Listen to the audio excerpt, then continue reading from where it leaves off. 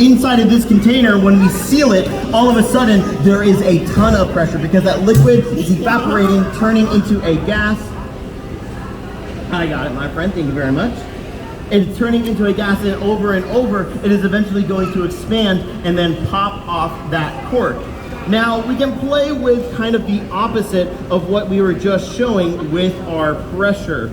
And in order to do that, I'm going to use another balloon, but this balloon is just a little bit bigger. It's actually just a normal sized balloon. And I'm going to grab a container from in here. And the only reason I'm grabbing this container is because it's a lot easier to pour from container to container when I'm pouring out liquid nitrogen. So what I'm going to go ahead and do is I'm going to put my science gloves back on, and I'm going to start pouring into this container. Of course, safety first. So this, to notice that I have to go very, very slowly. And the reason that is because this is kind of like a one-way street. As I am pouring liquid down, gas is escaping back up. So I kind of have to give it turns back and forth.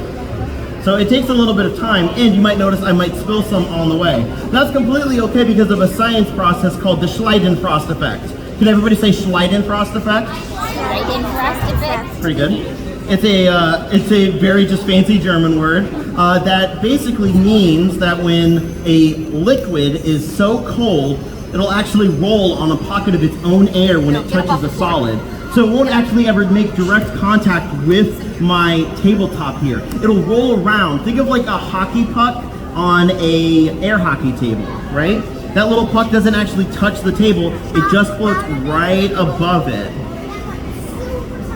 Super tiny, like barely amount. The exact same thing's happening. Exactly, almost microscopic indeed. So with that, we have plenty of liquid nitrogen in here. We can go ahead and put our balloon on over it.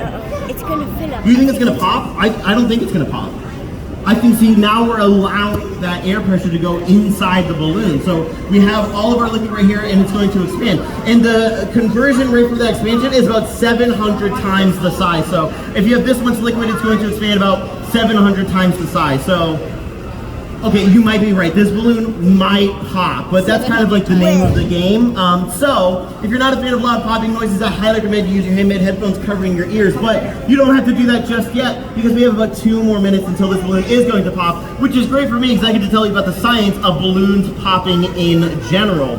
Now, when you normally pop a balloon, you're not a weird science guy on a science stage, how do you normally pop a balloon?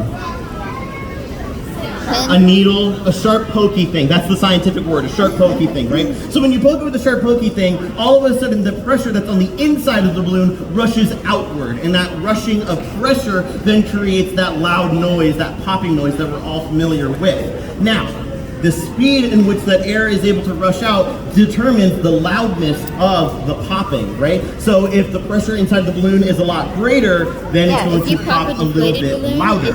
And now this balloon is going to be a little bit different. We're not going to pop it with just a needle. We're actually popping it from the inside out.